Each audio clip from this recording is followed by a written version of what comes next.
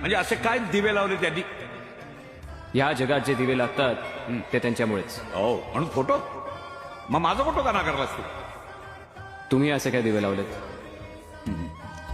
जो रोज सकाळी पूर्वेकडून पश्चिमेकडे जातो तो दिवा मी लावलाय, म्हणजे सूर्य. आणि त्याचं तुम्हाला बिलही येत नाही.